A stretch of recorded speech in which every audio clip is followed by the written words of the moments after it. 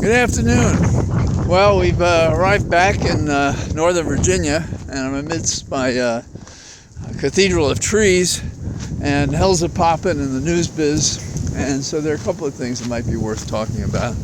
First of all, Fox is really off the rails, and Carlson is supremely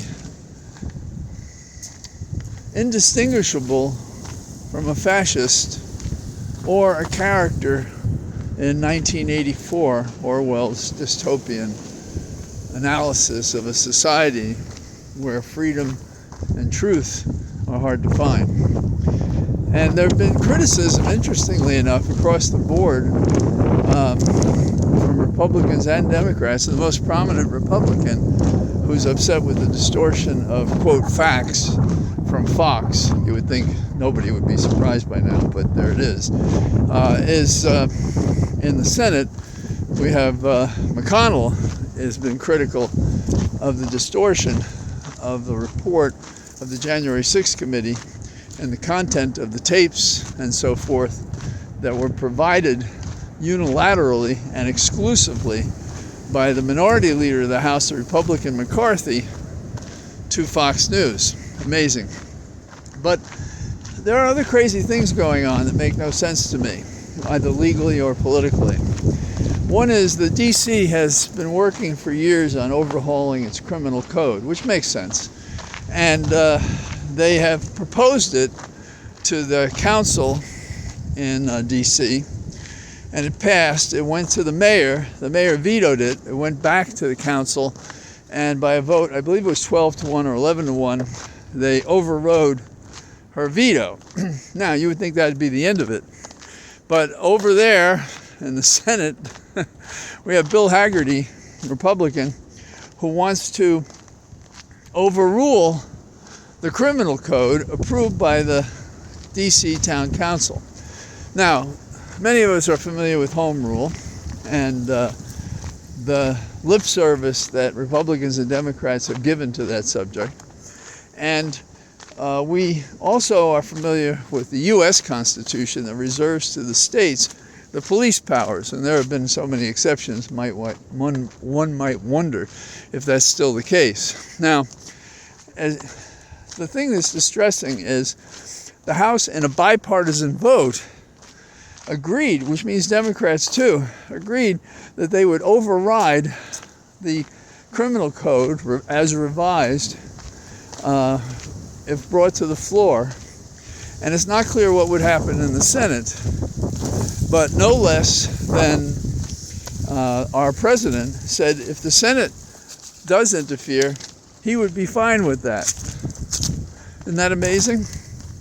Now, why is it amazing? Well, for Biden and the Democrats, it's amazing when a large proportion of their support among persons of color has to do with them being faithful to some basic premises, including promises and hints and winks over the years that D.C. would yet be granted home rule instead of being treated like some plantation run by the white folk on the hill. Sorry, but if you take a look at a picture of these people, that's what you get. But I'm especially disappointed that Biden, who owes a large portion of his election as president to persons of color and promises made them, that he would say he would be supporting a proposition that defeated home rule. It's just, and you know, a question like this hasn't happened in 30 years, so you get some idea how special it is. Now, I'm glad to say one of my senators in Virginia, Tim Kaine, he stands with D.C. in its right to make its own laws. Ben Cardin from Maryland, same, and Chris Van Hollen, the same. So there are people who are faithful to a promise, express and implicit, made to persons of color. And so this entire thing is very disappointing to me. There are several states now that want no gender affirming medicine provided and believe that it should not be covered by any federal funds when such gender-affirming operations are performed. You know, this country is so sad that people can find so much to hurt so many people so often without compromise, without concern or caring for what these people go through. And then, going back to the railroad incident, you'll be glad to hear that now, after the fact, the railroad is prepared to put in hot boxes along the way, to keep track of the heat, which in this case, I think it was 250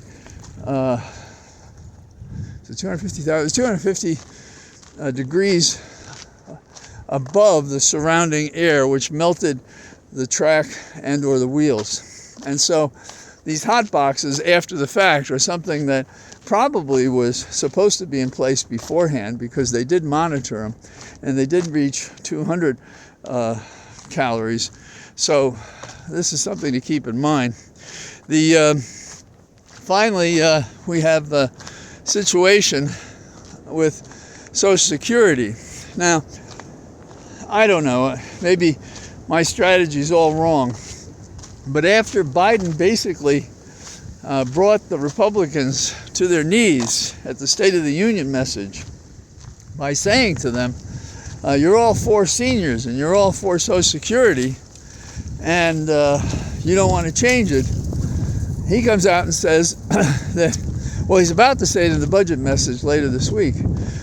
He's about to say, hey, we can charge higher taxes to some. Now, okay, it's supposedly only to those who earn more than $400,000 a year will pay something, and I guess that's going to be the argument. But is this how we readjust taxes in America, by these kinds of political gimmicks? I don't know, and I don't know who then won't be suspicious that if you'll do this, you'll do more. What would I do? I think I would have waited a year or two and looked and seen if this accommodation made sense. Also, I understand that today, and I don't know what the break is, but there's going to be some sort of announcement involving Dominion, I think. And what I'm talking about is the defamation and libel case against Fox and Friends, if you will, literally, although I'm not sure they could all sit at a dinner table anymore. And I think it's one of the best things that's happened from we the people, in this case, a company that has decided with resolve to spend the time, the money, to get the best lawyers to go into court and make war against these bastards. So I think that's really good. Of course, I'd like to see an accounting for others. In the criminal context, it's just not enough what we do. It's always too little, too late. And more people say, not that I'm the odd person out calling an alarm about the inaction of the Justice Department, but their concern is that when we get closer to the Republican debates for the presidential primaries, we'll start saying, we can't indict anybody now.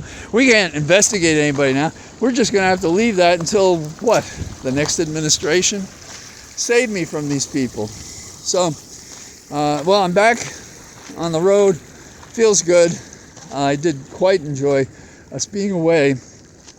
But if you wanted a message about how serious this is, as I drove through the Carolinas with my wife Holly, we listened to some of the radio shows. And one that sticks in my mind particularly was two hosts in a North Carolina station saying, well, we're going to play something from the vice president.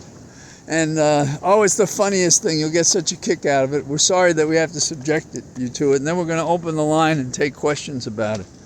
You know what she was talking about? She was talking about the environmental challenges and what it will mean to some people who won't have food because we don't have water or good land, or they'll have diseases of their lungs because we have to pay attention to this. And they made fun of it.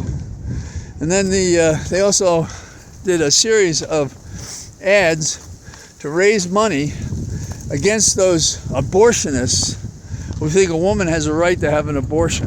And they went on at some length about that. So don't kid yourself. There are radio stations across America, particularly south of the Mason-Dixon line. It remains the same.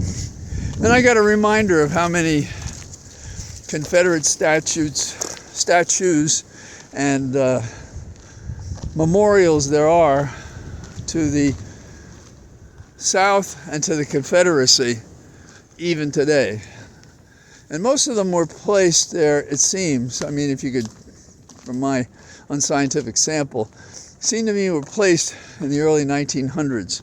And that's when persons of color were asserting their rights. And I think that was the resurgence of the KKK and other groups. So, but we're in another phase which mirrors that. And it's a full court press from the far right, from the fascists, from the bigots, from the churches who have misappropriated the values of a religion based on love and community to one of bigotry, exclusion, and punishment. So that's my take on the road, and it's good to be back. And so I say goodbye to you from my cathedral of trees. Talk to you soon. Bye-bye.